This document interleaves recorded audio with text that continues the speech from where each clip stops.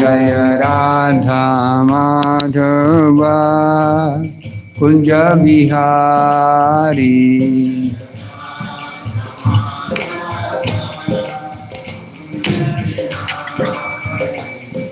Gopi Jana Vallabha Girivaradhari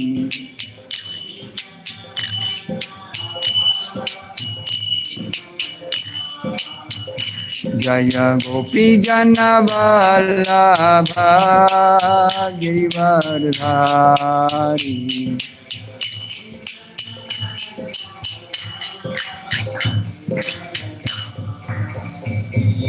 Yashoda Ranjana Yashodanandana Braja Jana Ranjana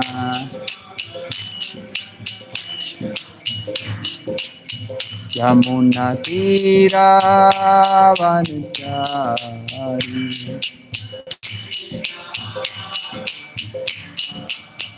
Yamuna Tira Vanachari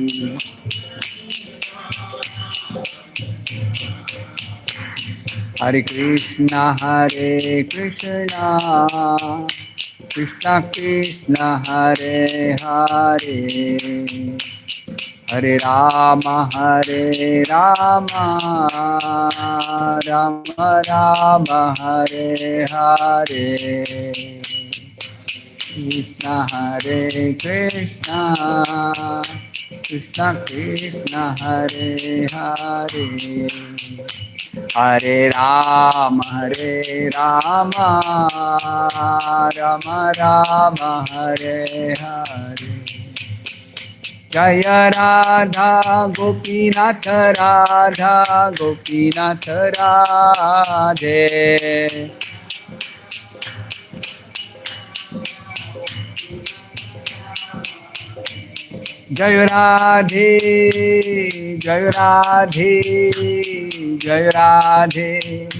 Jaya Shri Radhe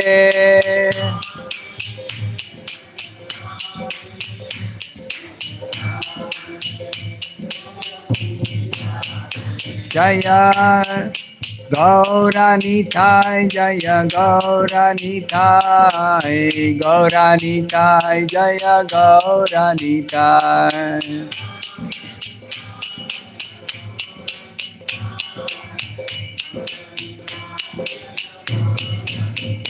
Jaya Jaya Prabhupada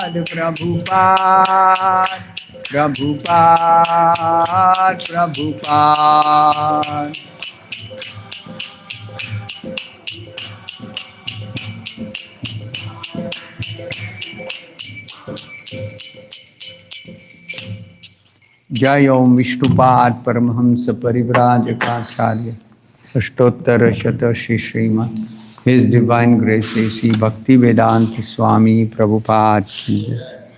ISKCON Samstapakacharya Savior of the whole world Vishwa Guru Srila Prabhupada Ki Jai. Srimad Bhagavatam Ki Jai. Nitai Gaur Premanande. Om Namo Bhagavate Vasudevaya.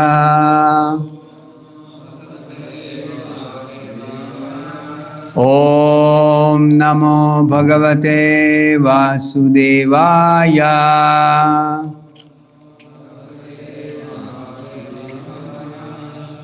Narayanam Namaskritya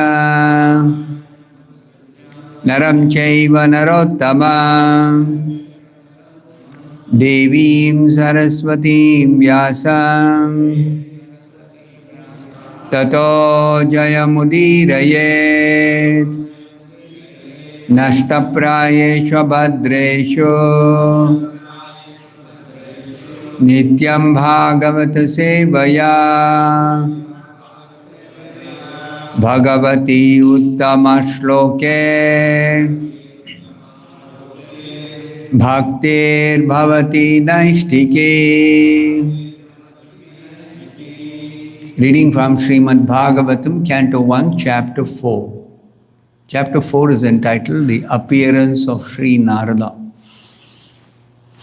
Text number 12.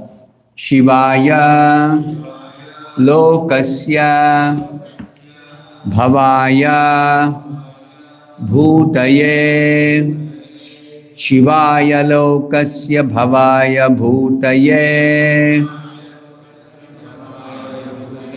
Ye Uttama. That Ye becomes Ya in the Sandhi. So when we are chanting separate words, the word is Ye. Ye Uttama Shloka Parayanaha Janaha. This Parayanaha, in the Sandhi it becomes Parayana. So what is written there is with the Sandhi. Ya Uttama Shloka Parayana Janaha. Ya Uttama Shloka Parayana Janaha Jivanti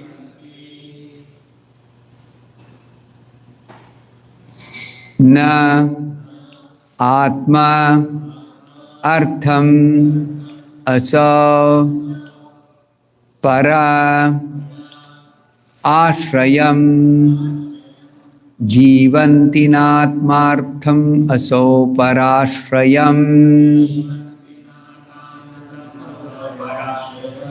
Jivanti Natmartham Aso Parashrayam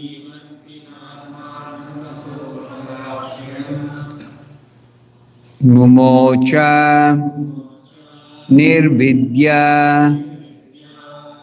Kutaha Kalevaram Mumocha Nirvidya Kutah Kalevaram Mumocha Nirvidya Kutah Kalevaram Shivaya Lokasya Bhavaya Bhutaye Ya Uttama Shloka Parayana Janaha Jivanti Natmartham Aso Parashrayam Mumocha Nirvidya Kutah Kalevaram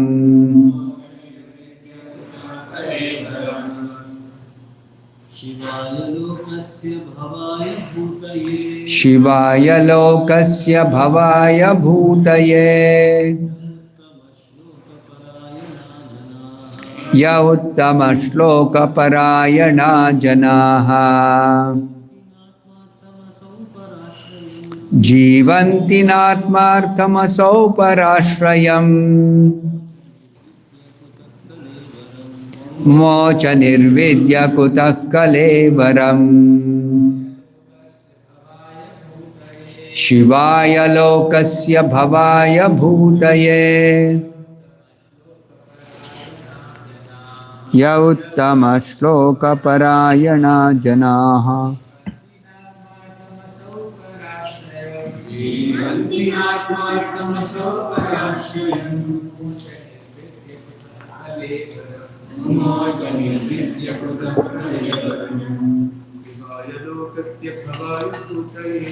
Shivaya Lokasya Bhavaya Bhutaye Ya Uttama Shloka Parayana Janaha Jivanti natmarthamasau parashrayam Mumocha nirvidya kutah kalevaram Shivaya welfare Lokasya of all living beings Bhavaya for flourishing Bhutaye for economic development Ye one who is Uttama Shloka Parayanaha devoted to the cause of the personality of Godhead. Janaha men Jivanti do live na but not Atma Artham selfish interest Asau that Para Ashrayam shelter for others Mumocha gave up Nirvidya being freed from all attachment Kutaha for what reason Kalevara mortal body Translation and purport by His Divine Grace A.C. Bhakti Vedanta Swami Prabhupada. Translation. Those who are devoted to the cause of the personality of Godhead live only for the welfare, development and happiness of others. They do not live for any selfish interest. So, even though the Emperor Parikshit was free from all attachment to worldly possessions, how could he give up his mortal body, which was shelter for others? Please repeat this translation after me. Those who are devoted to the cause of the personality of Godhead live only for the welfare, development and happiness of others. They do not live for any selfish interest. So, even though the Emperor Parikshit was free from all attachment to worldly possessions, how could he give up his mortal body, which was shelter for others? Purport by Srila Prabhupada. Parikshit Maharaj was an ideal king and householder because he was a devotee of the personality of Godhead. A devotee of the Lord automatically has all good qualifications. And the emperor was a typical example of this. Personally, he had no attachment for all the worldly opulences in his possession.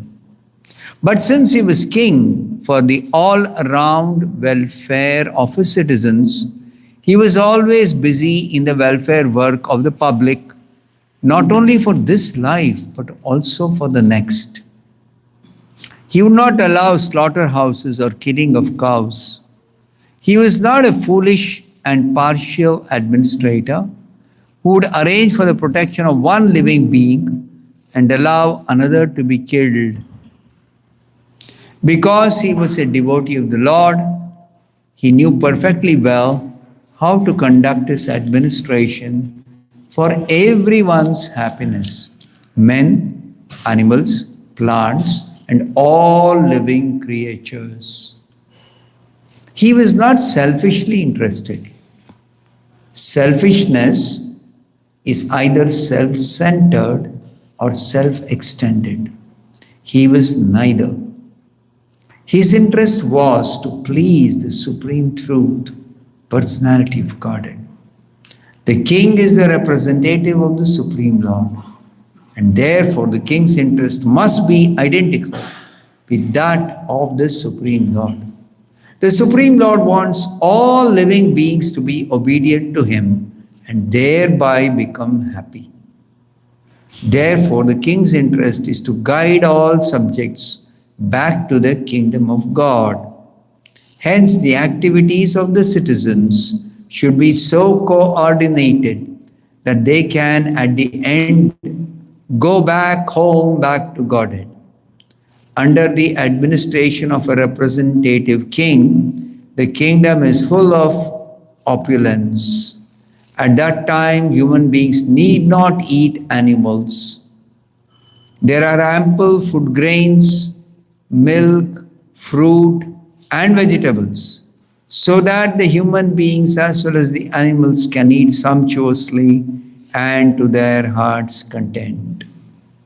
If all living beings are satisfied with food and shelter and obey the prescribed rules, there cannot be any disturbance between one living being and another. Emperor Parikshit was a worthy king, and therefore all were happy during his reign. Thus ends the Bhaktivedanta purport. Om Jnana Timirandasya Jnananjana Shalakaya Chakshurunmilitam Yena Tasmai Shri Gurave Namaha. Nama Om Vishnu Padaya Krishna Preshtaya Bhutale Srimate Bhaktivedanta Swaminiti Namine. Namaste Saraswate Deve Gauravani Pracharine Nirvishesha Shunyavadi Paschatya Deshatarine. Jaya Shri Krishna Chaitanya Prabhu Nityananda Shri Advaita Ganadhara Shri Vasadi Gaura Bhakta Vrinda.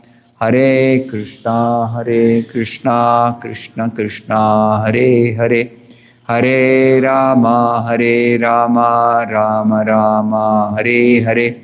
Mukam karoti vachalam pangum nanghayate girim yat kripatamaham vande Shri Gurum Dinatarinam yat kripatamaham vande Paramananda Madhavam yat kripatamaham vande Shri Chaitanya Ishwaram Vancha kalpatarubhyascha kripa sindubhya evacha patitanam pavanebhyo vaishnavebhyo namo namaha.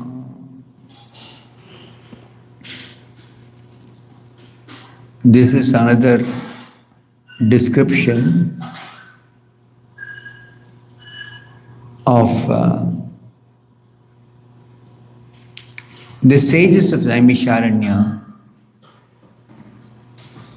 when they heard that Sutta Goswami is going to narrate the Srimad Bhagavatam. They were very happy about it. But when they heard the circumstances under which the Bhagavatam was spoken by Shukadev Goswami to Parikshit Maharaj, they heard that Parikshit Maharaj had only 7 days' time and he was sitting and fasting till death came within 7 days, giving up his kingdom. They knew that Parikshit Maharaj was ideal king, as is described here, Shivaya Lokasya Bhavaya Bhutaye. Ideal king, he is devoted to the cause of the personality of Godhead, Uttama Shloka Parayana, and such people who are devoted to the cause of the personality of Godhead, they live only for the welfare, development and happiness of others. Because that is the interest of the Supreme Lord. So they have the same interest as the Supreme Lord. The Lord wants the welfare, happiness and development of all the living entities. So the ideal king, as a representative of the Supreme Lord, will also live only for that. So such a king will not have any personal selfish interest. Na Atma Artham. They never live for their own selfish interest. So they will never amass wealth for themselves. Though the kingdom will be very rich. And why will the kingdom be rich? Because they are devoted to Krishna. And Krishna is the provider for everyone. Eko bahunam yo vidadhati kaman. What is our position? As living entities, we are dependent. And the Supreme Lord, who is independent, He provides for all the dependent living beings.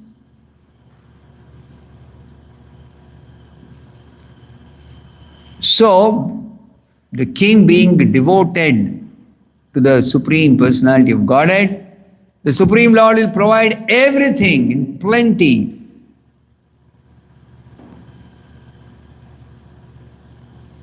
There will be prosperity for everyone when such a king is ruling in this world. And that was the situation when Parikshit was ruling. So Srila Prabhupada explains, a devotee of the Lord automatically has all good qualifications. This is the explanation of the Bhagavatam.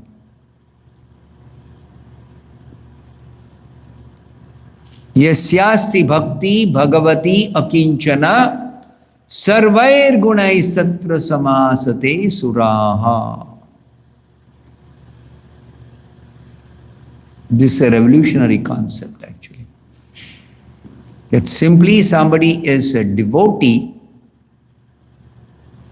to ordinary foolish people he will seem like he is wasting his time. But actually the fact is, if somebody is a devotee, just because he is devoted to Krishna, he need not separately work for developing some good qualifications. He will automatically have all the good qualities which are to be found in exalted demigods. What is the qualification of demigods? Each of the devata occupying a administrative post in the universal administration of the Supreme Lord has got a specific qualification. Just like even in ordinary life we see, if there is a very good corporation, very good business enterprise, they would have appointed for the business to go on different experts in different departments will all be running the business very, very nicely. So they all be qualified. Somebody is the head of the production department, he's got qualification for heading that production department. He's got expertise in production. Somebody is head of the finance department, he's got qualification in finance. You all know this. Same way, in the universal administration, the demigod controlling the wind, he is knowledgeable how to control the wind. What is the need for control? Everyone requires, it's a basic necessity for breathing. There should be proper circulation of air throughout the universe. It's not just some small place, one family or one city or one state or one country or one planet. The whole universe. So many living beings. Each one of them requires proper air, proper food, proper water supply, proper supply of sunshine, proper supply of moonshine. Of course, modern scientists know that there is necessity of food, water and air. They do not know the necessity of sunshine, moonshine. They do not know this.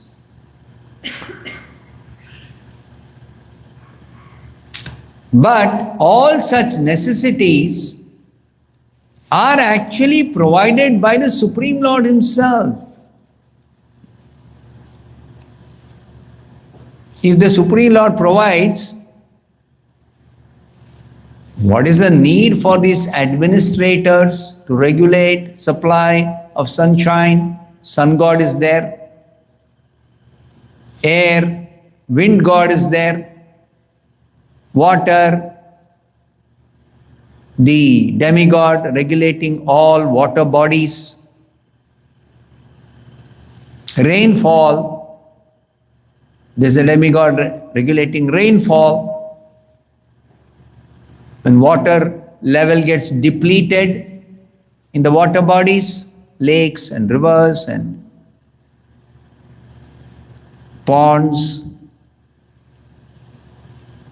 then again the replenishment happens through rainfall.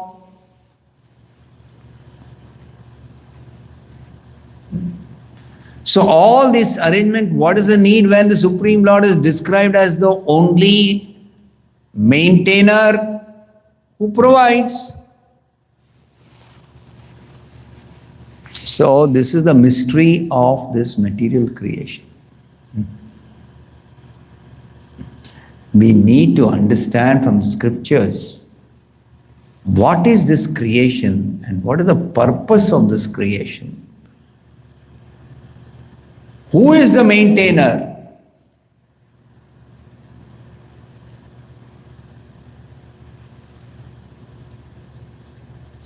Of all the living beings, who is the maintainer? So under the influence of the illusory energy, some person who is working and earning some money, let us say the head of some family, he'll think, I am maintaining my family because I'm working hard. I'm earning money. And only if I earn money can my family members be provided when I go to the market and purchase whatever they require.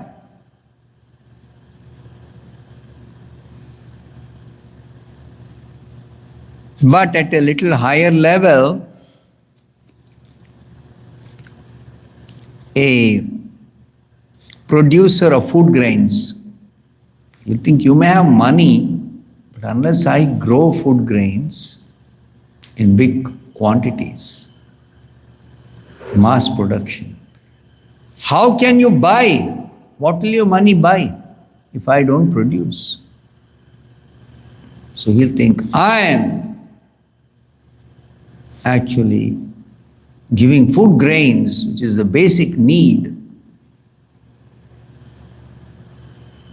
Then there will be a government department of water supply. They'll say, yes, there is water in rivers or lakes or ponds, but how do you get tap water in your apartment? See, the modern civilization, such a nonsensical civilization, that plenty of water is there in reservoirs of water, but you don't live near reservoirs of water. You live somewhere far away from that. So then how will you get water at your doorstep? So elaborate arrangement has to be made. Vedic culture, there was no tap water. These people don't even know how people used to live without any arrangement of water supply. Mlecha and Yavana people, they do not know.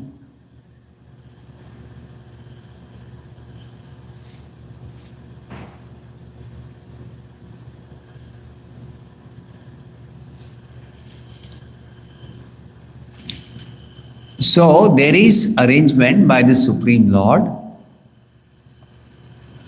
for all supplies, provided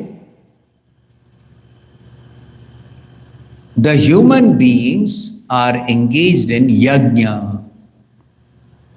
It is explained in the Bhagavad Gita. Yajnarthat karmanaha anyatra lokoyam karma bandhanaha. Krishna explains, if work is performed as yajna, sacrifice to the Supreme, then there is no material bondage. That's the 9th verse of the 3rd chapter. A few verses I'll read, then you will understand the arrangement by the Supreme Lord in this material world. Very nicely described. So 9th verse, Krishna says that work done as a sacrifice to Vishnu has to be performed. Otherwise, work binds one to this material world. So, one has to do his prescribed duty for the satisfaction of the Supreme Lord. And in that way, one will never become bound up in this material world. Then Krishna says in the 10th verse, Sahayagnya praja sruštva purovacha prajapatihi. Prajapati here refers to Vishnu. In the beginning of creation, the Lord of all creatures, that is Vishnu, he sent forth generations of men and demigods along with sacrifices for Vishnu and blessed them by saying, be thou happy by this yajna or sacrifice, performance of sacrifice. Because by performing sacrifices, automatically all your necessities will be supplied. The supply will be there, all your necessities. When you perform yajna, then in the next verse, Krishna is telling in the 11th verse, Devan bhavayatat nena te deva bhavayantuvaha. The demigods, being pleased by the performance of sacrifice, will please you, thus nourishing one another. They will bring general prosperity for all. That is, the human beings offer sacrifice to the demigods. In return, the demigods will regulate and give all the supplies. Thus, there will be prosperity for the devatas and for the human beings. And by this arrangement, all living entities will get all their necessities. This is the arrangement.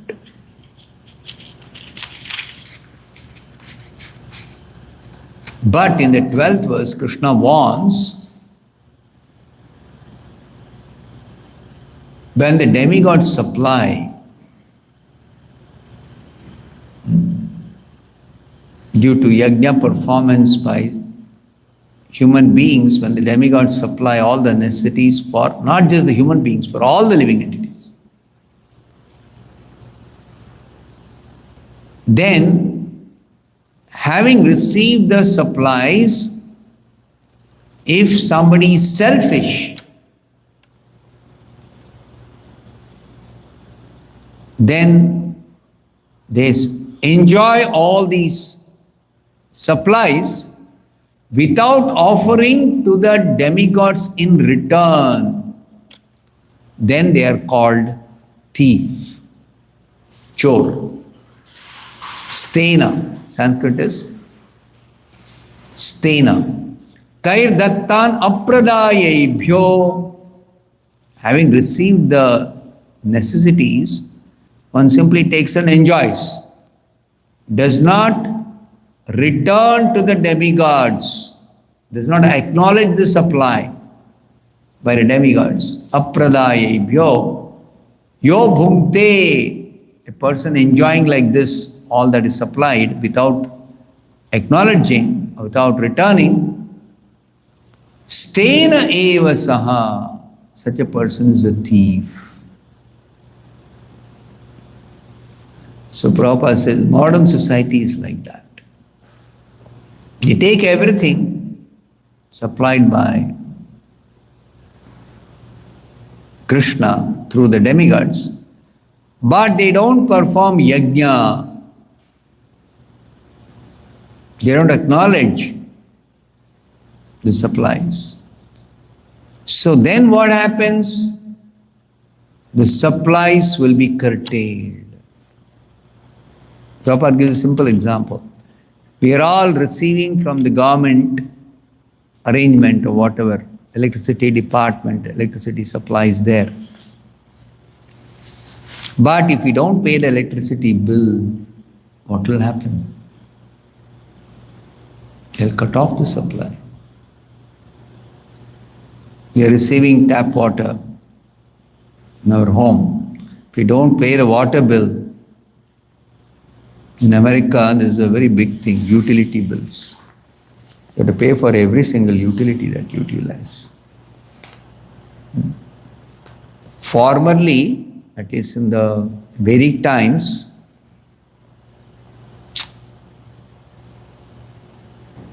the citizens had to pay only one tax. Only one tax. And that also, who would pay tax? Only the Vaishyas. Only the Vaishyas. Because they are producing food grains on fertile land. Land is fertile. There is good rainfall because of yajna. And this is also described in the later verses. Annad bhavanti bhutani parjanyad anna sambhava yajnat bhavati parjanyo yajna karma samudbhava, etc.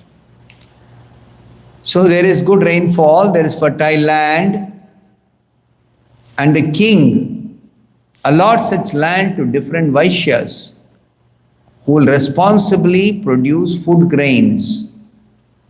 They will not grow coffee and tea, cash crops. They will grow what is a necessity for all human beings and animals. Animals, particularly the cows, domestic animals, their needs. Forest, nobody need grow anything, nobody need provide anything. Everything is arranged by the Supreme Lord in the forest. But in villages, towns and cities where civilized human beings live, there is interdependence and there is a need for regulating supplies. So this is civilized human society. So civilized human society requires organizing the society in terms of varnashrama. Society has to be divided. Brahmana, Kshatriya, Vaishya, Shudra. The social divisions. And then spiritual divisions. Brahmachari, Grihastha, Vanaprastha, Sannyas. Social division is for dividing the different duties and responsibilities among different classes of human beings according to their guna. So Brahmanas are suited for doing the work of Brahmanas. Yajana, yajana, patana, patana, dana, pratigraha. Kshatriyas are having that qualification of Rajoguna. So they are suited for Kshatriya duties, protecting the citizens, carrying out the administration in the city or the town or the village, collecting taxes and spending the taxes properly for the welfare of all citizens and the domestic animals. You see? This is Kshatriya. Then Vaishyas, they produce food grains, they protect cows, and lot of milk produce will be there. Milk products will be there. And they engage in trade. When in some fertile place there is nice production of food grain, there will be another place which is not so fertile. Then they will trade food grains, excess food grains, and provide even for those people who are not able to grow in some region.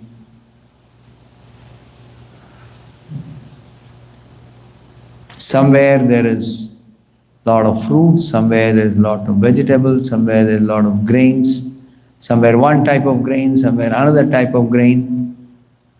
So overall adjustment is trade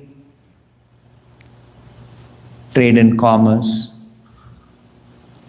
Then food grain production itself, when there is possibility of food grain production, there is plenty of production of food grains by proper cultivation, proper harvest, proper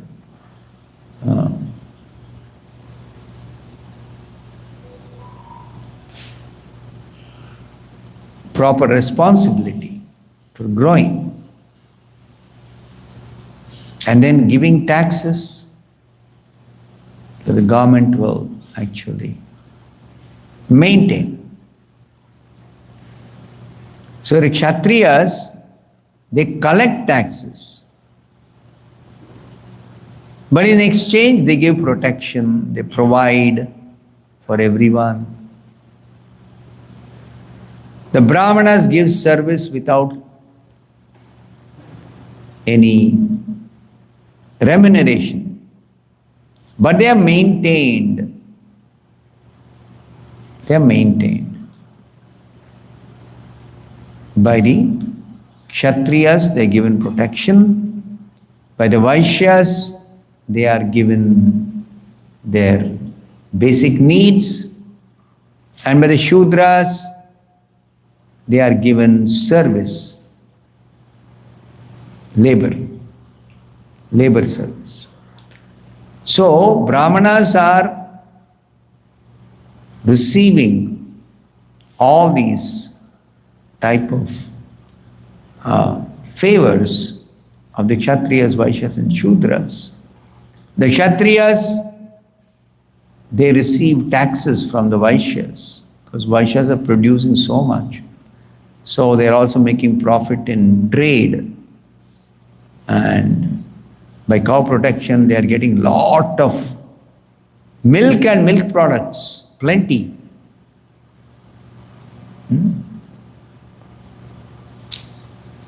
So they should give taxes so that the Kshatriyas can actually maintain all the citizens.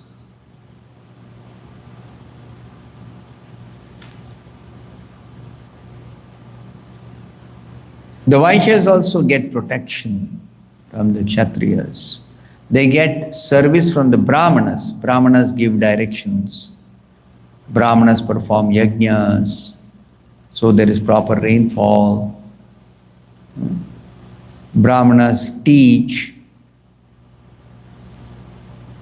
the Kshatriyas, Vaishyas, Brahmanas, all have to be trained, taught.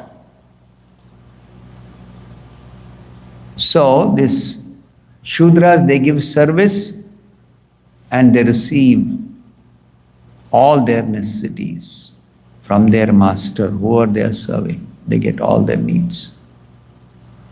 So this is an ideal society, Varnashrama society. So social needs are taken care by this arrangement of Brahmana, Kshatriya, Vaishya, Shudra. Divisions, specific duties, specific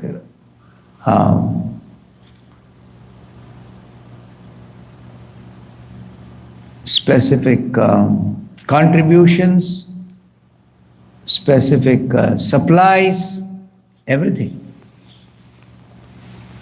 And spiritual division is required because all human beings are meant, human form of life is meant for preparing oneself to quit this body and go back to Godhead, go back home, back to God. This is specifically for human beings, not for animals, not for other creatures, for human beings. So, for preparing to go back home, back to God at the end of this human form of life, they have to be educated, they have to be trained in spiritual life. So therefore, there has to be spiritual divisions also. Brahmachari, Grihastha, Vanaprastha, Sannyas. All are for preparing to go back to Godhead. And they have their duties also. They have their responsibilities. They have their necessities. The spiritual divisions also. So it's very elaborately described. It is briefly mentioned in the Bhagavad Gita, but it is elaborately described in the Bhagavatam. The spiritual divisions, the social divisions, their duties, their responsibilities, their necessities, their supplies, the interactions between these different divisions, and the overall regulation by the emperor as the representative of the Supreme Lord, that is being described here. Parikshit was the emperor of the whole world. Everything was very nice during his reign. Why did he simply give up? Everything was going on nicely, and you're telling last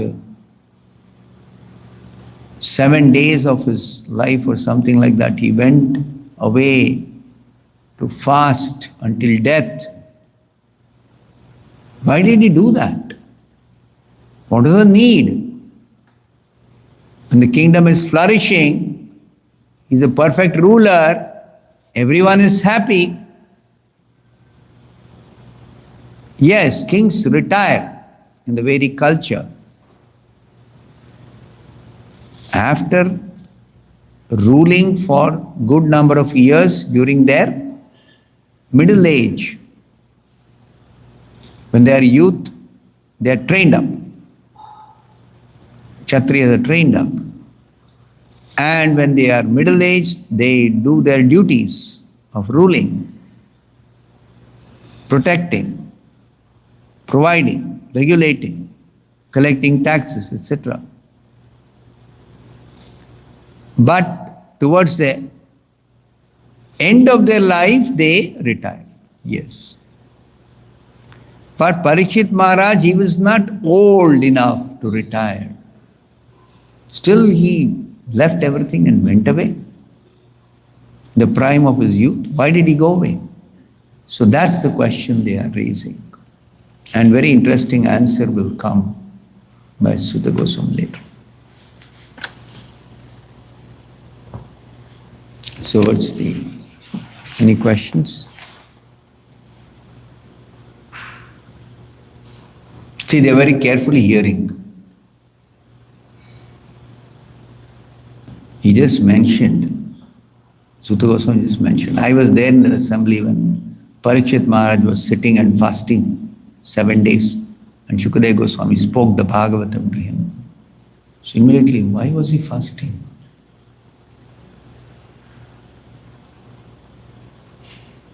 Why did he retire from his kingly duties in the middle of his ruling? He did not complete his term. Why did he quit in between? What was the need?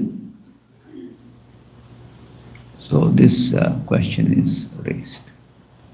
Yes, any questions? Yes.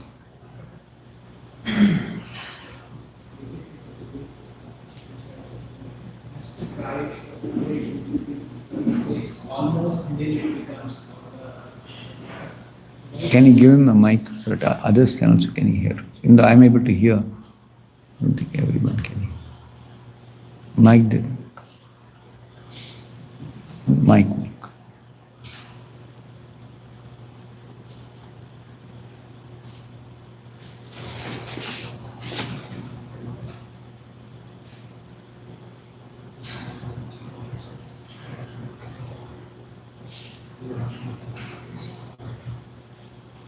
Next,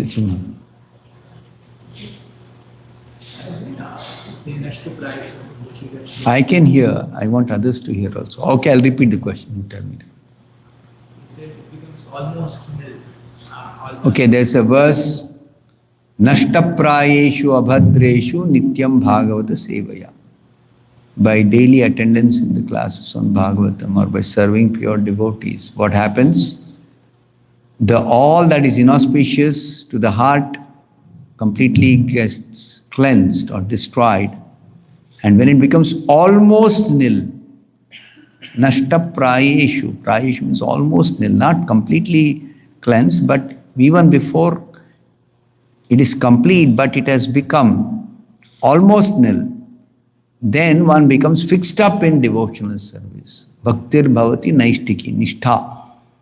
Yes, so what's your question? Almost nil. Almost nil means how much? Prabhupada says say 80%. Yeah, Prabhupada says say 80%. It's an approximation, it's not an exact figure because nowhere in the scripture there's an exact figure. Here this verse says almost nil, so Prabhupada says 80%. Bhagavatam is not like giving at one place is also mentioned 5 processes are there out of 64. Even one of them which is performed nicely can give you perfection. So now Bhagavatam, if we hear regularly, attentively, isn't it like it should make us 100% pure rather than 80%? No, this is describing the stages of development of bhakti. It's not that after you become 100% cleansed, then bhakti will awaken. No. Bhakti awakens from the time you start. So the initial process of awakening is first cleaning the heart. So the cleaning heart begins as soon as you simply begin to vibrate Hare Krishna, Krishna Krishna, Hare Hare, Hare Ram, Ram Ram, Hare Hare. The cleaning has begun.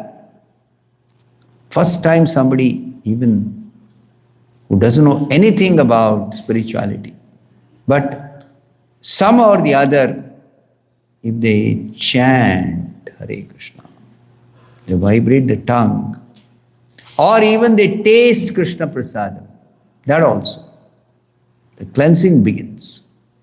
But the cleansing has to continue.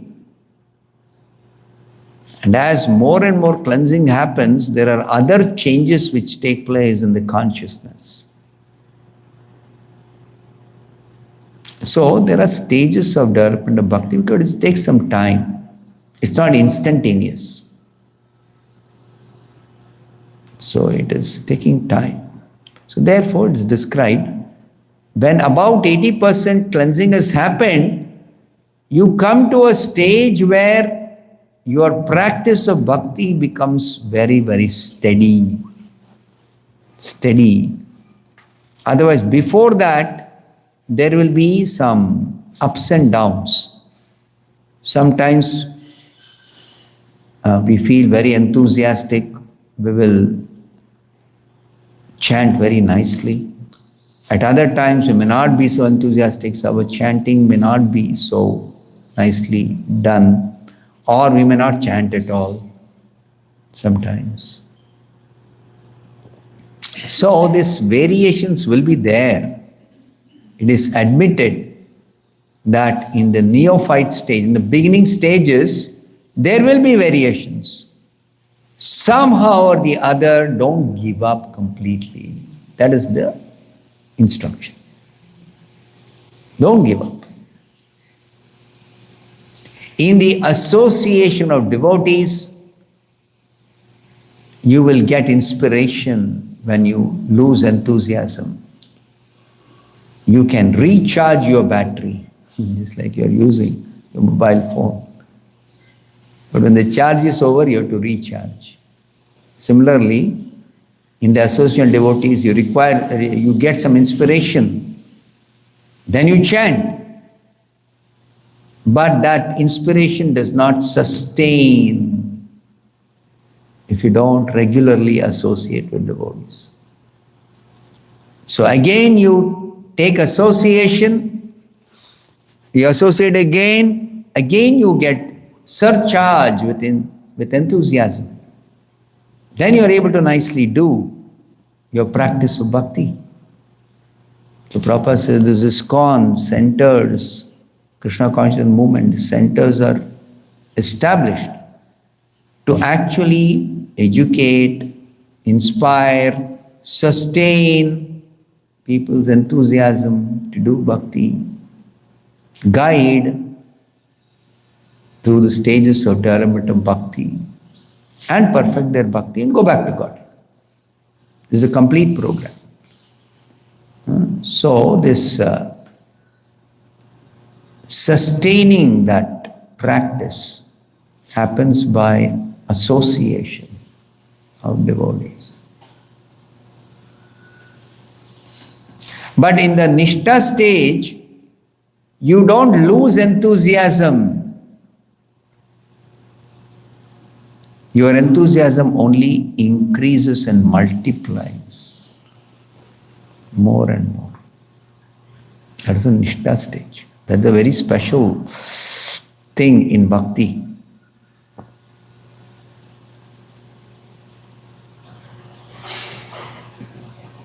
Like somebody studying in high school, they'll somehow after the exam is over, oh, I have finished my studies. But there may be somebody who's developed some taste for studying more. So then they will specialize BSc, MSc, PhD. What happens when they study BSc? Then they come to a stage where they have a special taste, because of which they will want to study even more deeper. MSc करेंगे. MSc भी कर लिया, then PhD करेंगे और research करेंगे. So how do they sustain? Their enthusiasm, their interest increases. By studying, it increases. Similarly, chanting, in the beginning, we have to chant a fixed number of times whether we like or don't like, whether we are enthusiastic or not enthusiastic. So at such times, to be able to maintain the enthusiasm, you have to associate with devotees.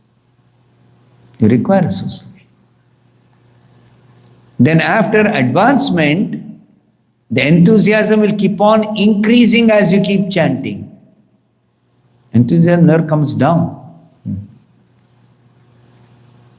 It only increases.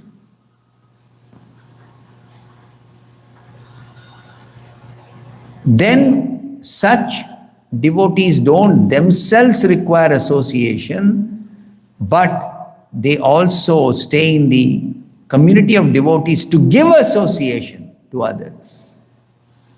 Because they themselves are very enthusiastic. So by associating with such enthusiastic devotees, others who don't have enthusiasm, or their enthusiasm was there but it is come down, they can get surcharged with more enthusiasm by association with those who are very enthusiastic. And therefore, even if such devotees don't require association, they stay in the community of devotees to give association.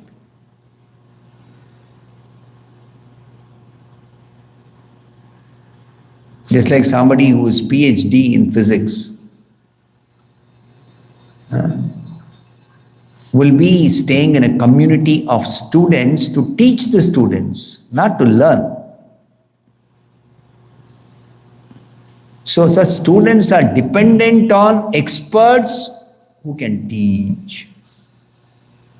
That's why there is a college, there's a university, a community. Similarly, in the devotee community, there are devotees who are very enthusiastic.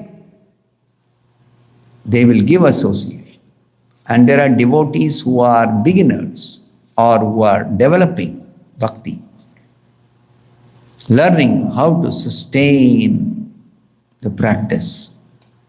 So they require association. So they'll get association in the community from such enthusiastic, advanced devotees.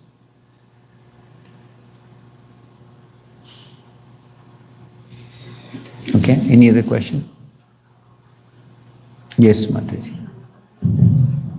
Please, sir, speak in the mic. Hare Krishna Maharaji.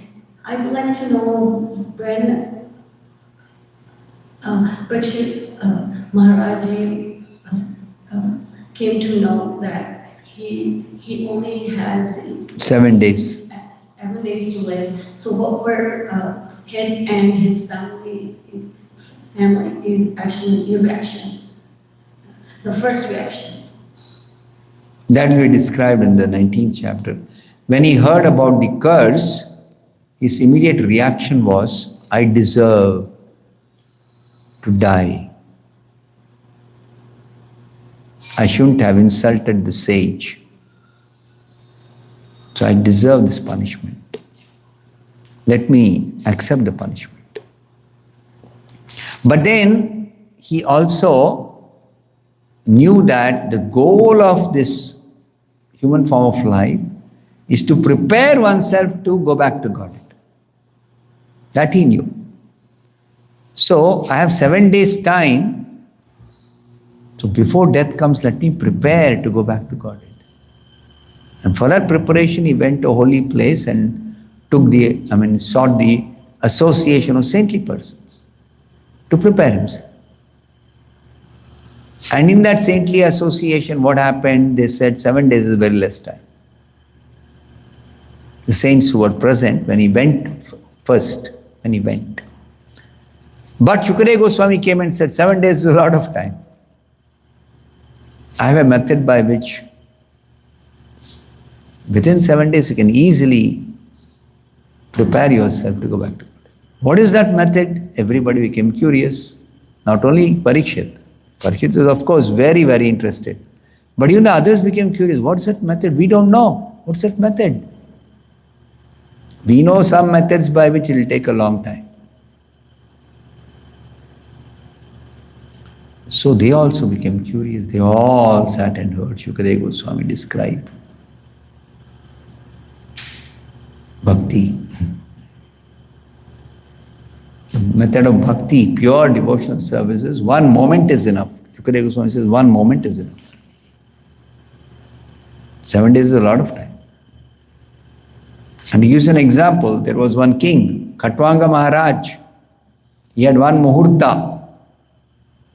And muhurta, according to the earthly time scale, is 48 minutes. According to the time scale of demigods, it is just some few moments.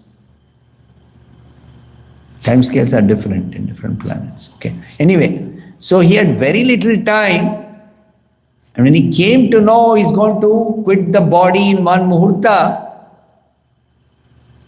he said, the Devatas, he had fought the battle for the Devatas, and Devatas wanted to give him some benedictions for material happiness. But before they asked him, what do you want? What benediction do you want? Different Devatas can give different benedictions.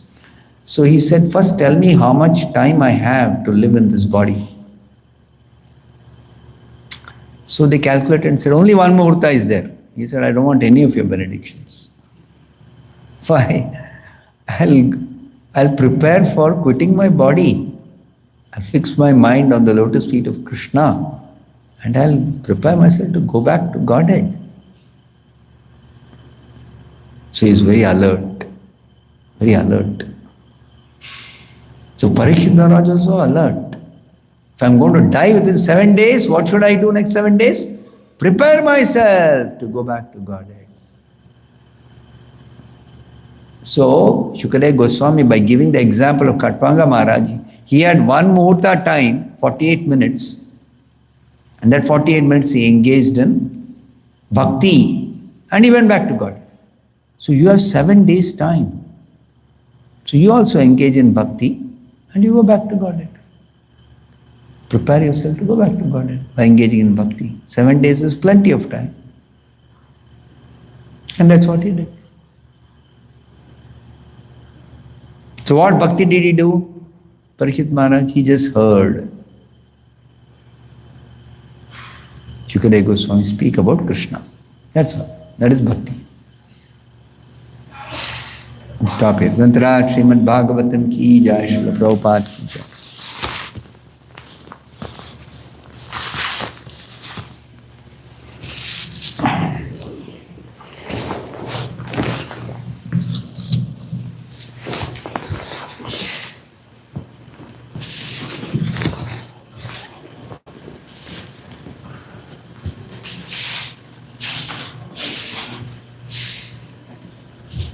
I have to take Charnamrit, no? Charnamrit is taken after Guru Puja, no? We have already taken. I didn't take because I went away in between because I was feeling very sleepy. Okay. So, when do you take Shatari? We don't take generally. After the Aarti it happens. If somebody is present during that Rajbhog Aarti and the Sandhya. Closing time, huh? Yes, yes. Mm-hmm. Okay. Jai Radha Gopinath. Your deities are extraordinarily beautiful. Oh, so nice. Hare Krishna. Very, very beautiful. I've seen pictures, I keep seeing regularly. But picture में, yeah, very beautiful लगता है. यहाँ आने के बाद देखिएगा live. Oh, it's much, much more beautiful.